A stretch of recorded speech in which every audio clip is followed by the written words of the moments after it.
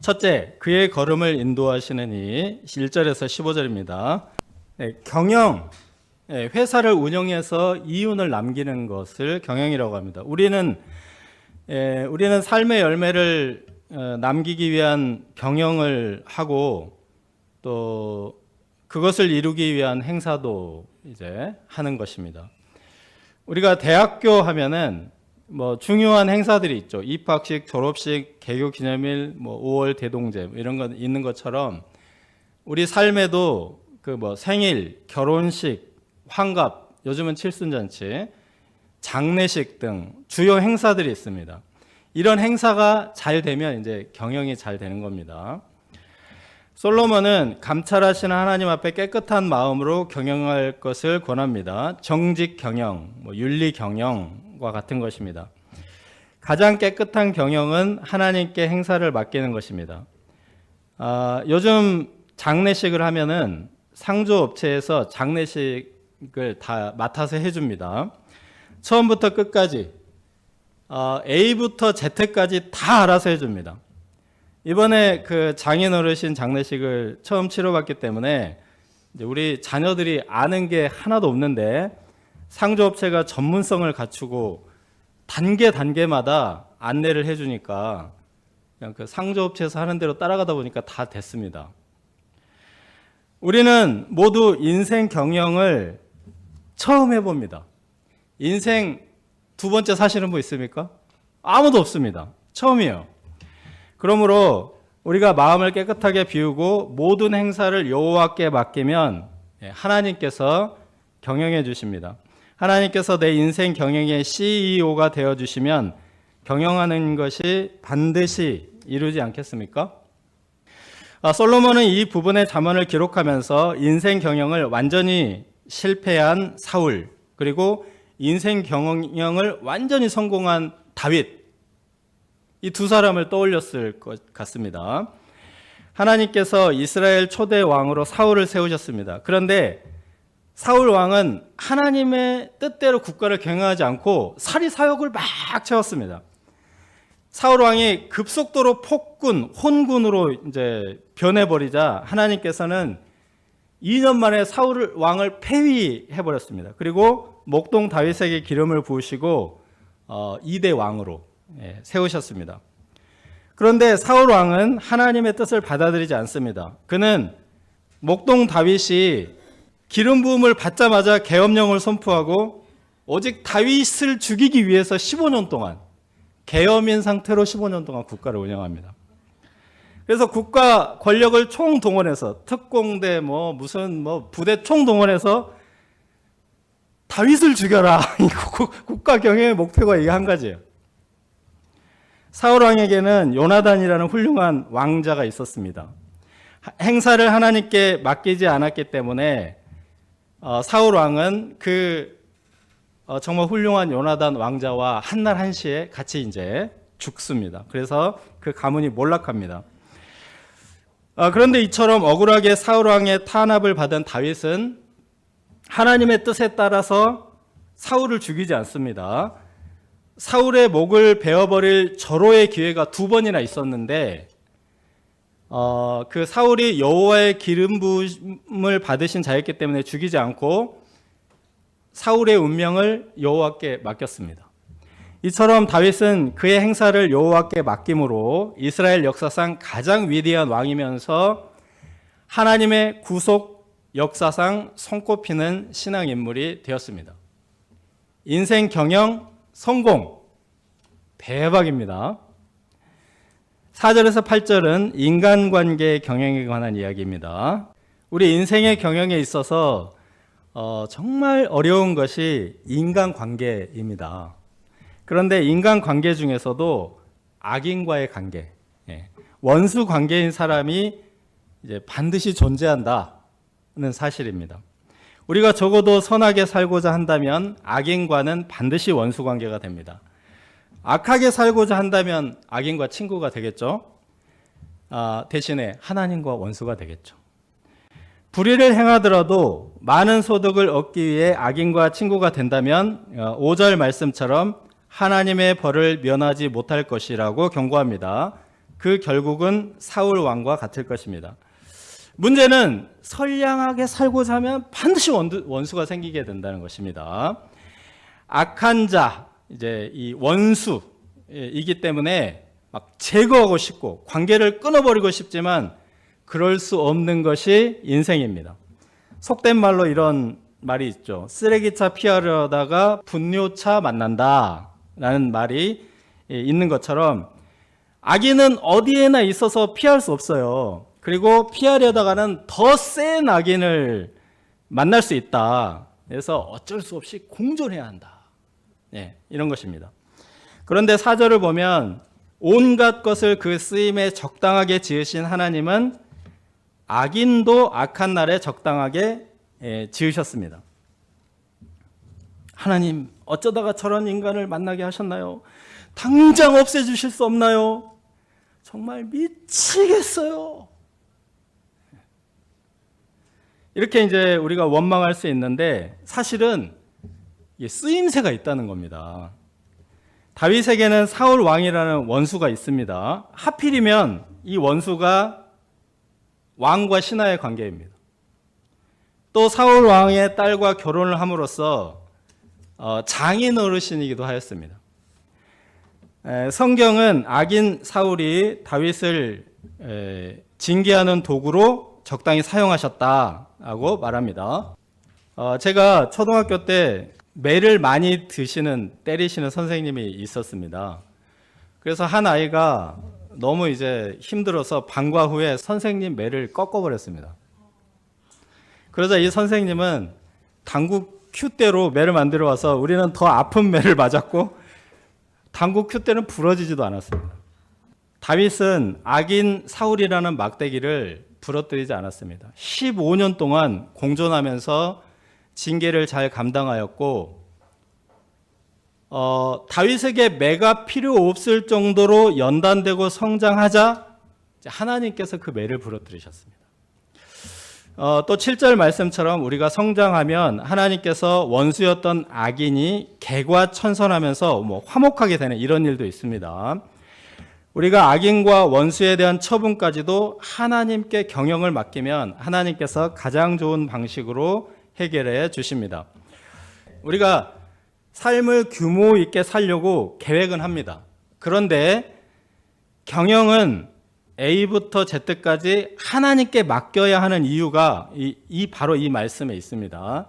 여호와께서 그의 걸음을 인도하시기 때문입니다. 무엇을 인도한다고요? 걸음. 그러니까 여호와께서 우리 인생을 인도한다, 우리의 길을 인도한다 이렇게 표현해도 사실 같은 뜻이거든요. 그런데 걸음을 인도한다는 것입니다. 한 발짝 한 발짝, 한 걸음 한 걸음 디딜 때마다 하나님이 인도하신다는 말입니다. 영어로는 스텝 바이 스텝입니다. 하나님이 평소에 신경 안 쓰시다가 막 큰 행사가 있을 때 한 번씩 개입하고 그러신 것이 아닙니다. 한 걸음 떼기 시작할 때부터 마지막 한 걸음 마치는 순간까지 인도하신다. 그런 뜻입니다. A부터 Z까지. 찬양 가사처럼 그 어느 것 하나 주의 손길 안 미친 것 전혀 없네 라는 것입니다. 하나님은 이처럼 우리 인생에 관심과 애정이 많으십니다. 그러므로 우리가 이 하나님의 사랑을 신뢰하고 능력에 의지하여 이 경영과 행사를 맡길 수 있습니다. 행사와 경영을 A부터 Z까지 여호와께 맡긴다라면은 우리가 할 일이 뭡니까? 우리가 힘써야 할 것은 공평과 공의를 행하는 것입니다. 이것을 저울과 추에 비유하고 있습니다. 우리가 전에도 한번 이 저울과 추에 대해서 깊이 묵상을 했습니다. 고대 왕들이 국가를 경영하기 위해서 저울과 추를 엄하게 관리했습니다. 진시황이 천하를 통일하고 나서 온 통일된 그 천하를 도량령을 딱 하나 단일하게 만들었습니다. 도량령 통일.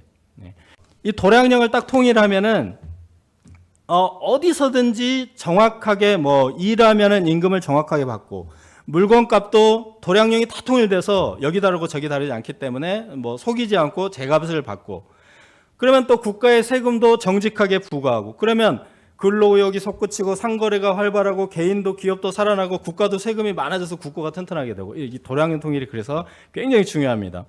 그래서 이제 웬만한 폭군이나 심지어는 독재자도 어찌하든지 도량령을 통일하려고 속이는 저울을 절대로 허용하지 않습니다. 고대의 가장 정직과 공평의 기준이 되는 그 도량령이 왕과 성전의 저울과 취였습니다. 그래서 여기저기서 여러 가지 도량령을 이 지역 저 지역에서 만들 수 있는데, 표준을 그 왕궁에서 표준을 만들어 놓고 또 한 가지 표준은 성전에서 만들어 놓는 거예요.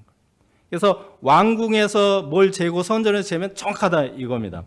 성경에도 이제 이 도량령이 왕의 저울이라는 왕궁에 있는 도량령이 하나 나오고, 송소세겔, 이거는 추인데 성전에 있는 도량령이 나오죠. 이건 절대적으로 정확한 도량령입니다. 이게 사람마다 저울이나 추를 만들 수 있습니다. 그런데 이제 저울과 추가 각각 다르면 오차가 있기 때문에 문제가 생깁니다. 그래서 만약에 여기 다르고 저기 다르면 국가에 세금 낼 때 내가 만든 저울과 추를 가지고 세금을 내면 어디는 조금 내고 어디는 더 조금 내고 탈세가 되겠죠. 예. 그래서 이제 왕궁에서 정확한 세금 낼 때는 왕의 저울에다가 다 달아서 내면 공평하겠죠, 세금이. 이제 그런 식입니다. 그게 왕의 저울이고, 또 한 가지는 하나님께 헌물을 드릴 때, 하나님께 헌금을 드릴 때 자기가 달아서 이거 몇 킬로예요 이렇게 내는 게 아니고 성소에 있는 저울로 잰다는 겁니다. 그러면 다 똑같겠죠, 공평하겠죠. 네, 그런 식입니다. 이제 선교사님들 출국할 때 항공기에 짐을 싣는 그 무게가 있거든요. 몇 킬로인지 혹시 아세요? 23킬로 정도 되죠. 23킬로. 그죠? 근데 23킬로인데 요게 1킬로만 초과되면 100불인가가 붙습니다. 지금 더 붙을 수도 있어요. 하여튼 100불인가가 붙어요. 그래서 짐을 쌀 때 정확한 저울이 이제 필요했습니다. 옛날에는 이제 우리가 그런 저울이 없었기 때문에 잘못 재가지고 공항에 딱 가지고 가서 공항 저울이 정확하거든요. 공항 저울에 딱 재면 25kg가 나오는 거예요.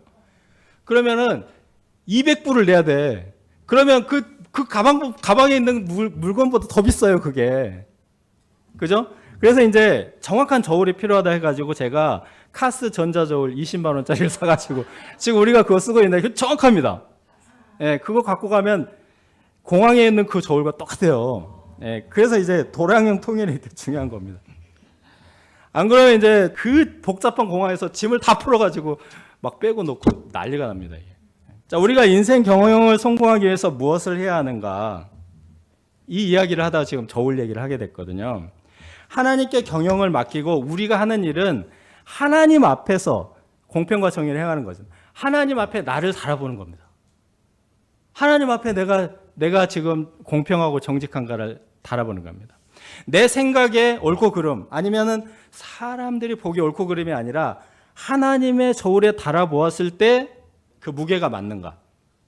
이것은 이제 말씀처럼 두 가지로 측정할 수 있는데, 왕의 저울, 그렇죠? 우리가 세금을 내는 것, 사회생활을 정직하게 하는 거 중요합니다. 이거 사회생활을 정직하게 하는 것. 그리고 송소의 세겔, 우리가 하나님께 드리는 것, 이거 정확하게 드려야 됩니다.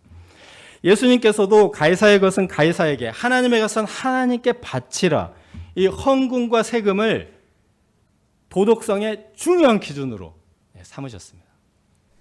왕이 진노하느냐, 왕이 웃느냐에 따라서 이제 운명이 바뀐다. 이것도 이제 하나님의 어떤 주권에 관한 건데, 기업들이 정부에 대해서 가장 두려워하는 것이 무엇입니까? 좀 전에 얘기한 거, 세금, 세무조사입니다. 세무조사. 세무조사 하면은 대부분의 기업이 망합니다. 죽음의 사자 같은 왕의 진노, 이 현대판으로 이제 세무조사죠. 그래서 경영을 못해도 망하지만 사실 세무조사 한번 당하면 다 망하거든요. 그래서 정권에 잘못 보여가지고 공중분해된 그 큰 기업들이 많습니다. 하나님께 정직하지 못할 경우는 늦은 비가 세무조사 비슷한 겁니다. 늦은 비가. 이스라엘에서 씨를 뿌릴 때 이른 비가 내리고 추수할 때 늦은 비가 내립니다. 딱 두 번만 비가 내리는데 씨 뿌릴 때와 추수할 때 딱 내리는 겁니다. 그래서 이제 뿌린 씨가 이 이른 비를 맞고 싹을 틔우는데 그 다음에 이제 5, 6개월 동안 막 피땀 흘려서 이제 돌봐줍니다. 그런데 이게 막판에 추수하기 직전에 마지막으로 늦은 비가 쫙 내려야 이게 토실토실하게 열매가 맺혀서 추수를 할 수 있습니다.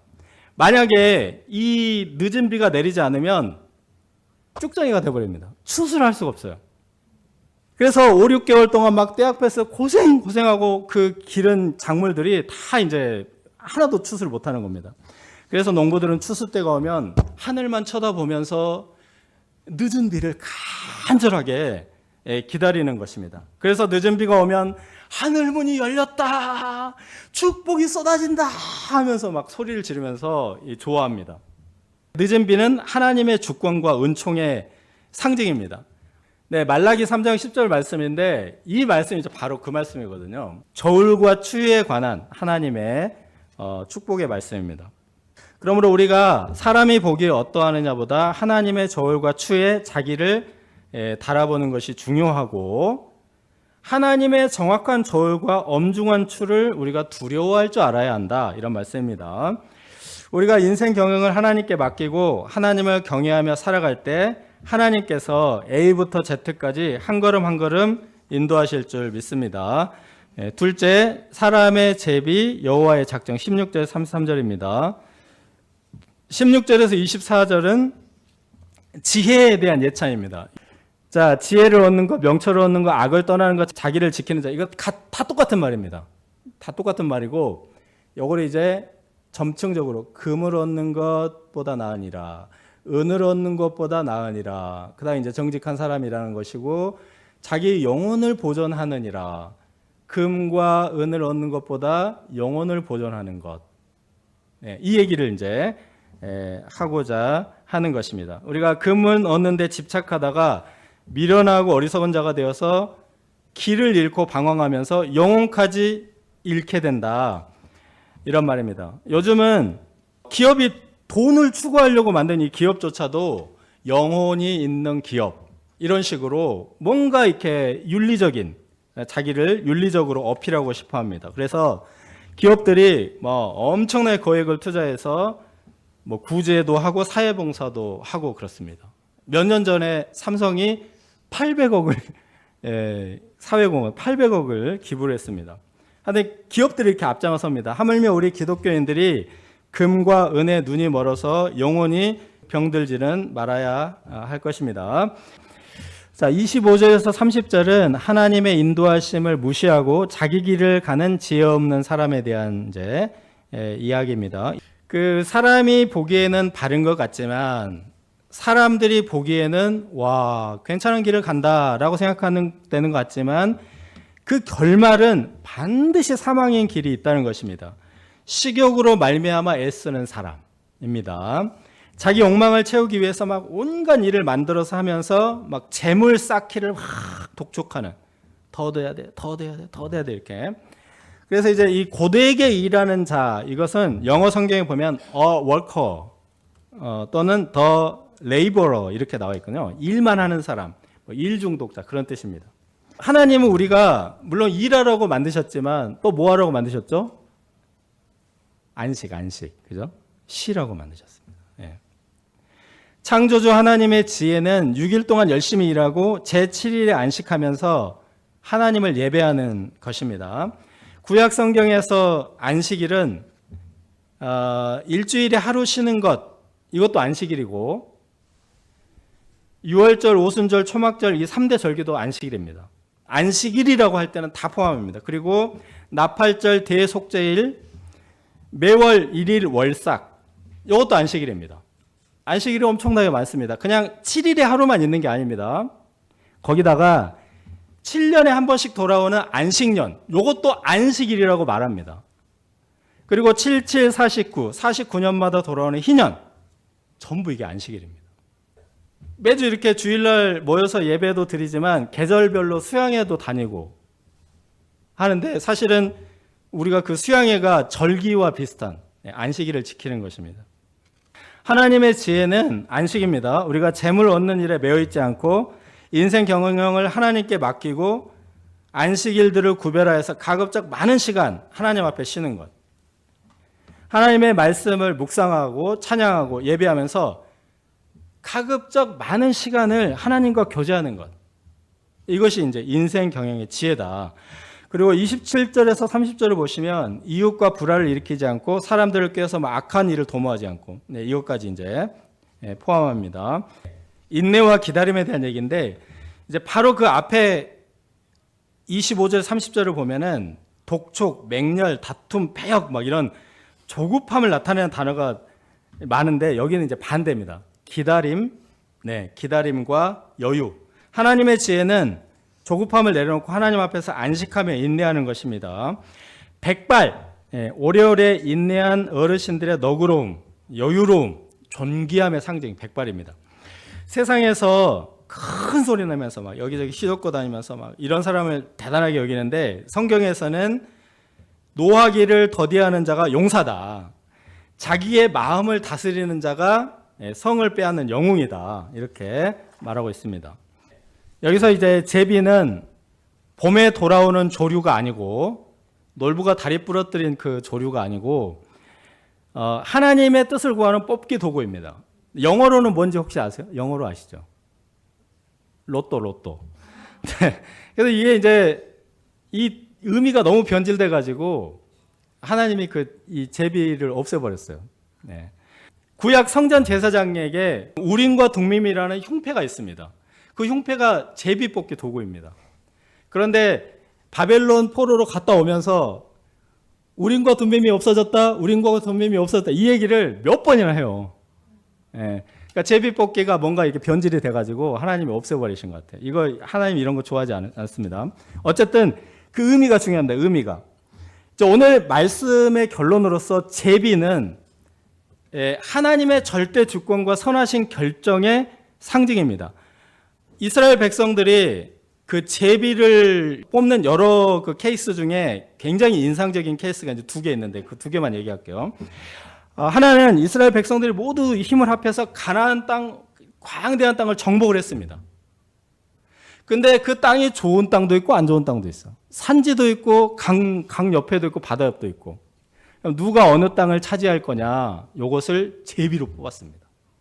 힘센 사람이 내가 여기 차지할래 이렇게 하지 않고, 그래서 제비는 어떤 상태입니까? 백지 상태. 백지 상태를 만들고 하나님의 절대 주권에 결정을 맡기는 것입니다. 두 번째 이제 제비는 역사적으로 솔로몬 이후의 일이지만, 지금 이 상황 이후의 일이지만, 제비에 관한 엄청난 그 이스라엘 역사상에 엄청난 사건이 있었습니다. 바벨론 포로 시절 유다인의 대적 하만이 유다인들을 학살하는 날을 제비로 뽑아서 결정했습니다. 그날이 딱 되면 이제 유다인들은 전멸하는 겁니다.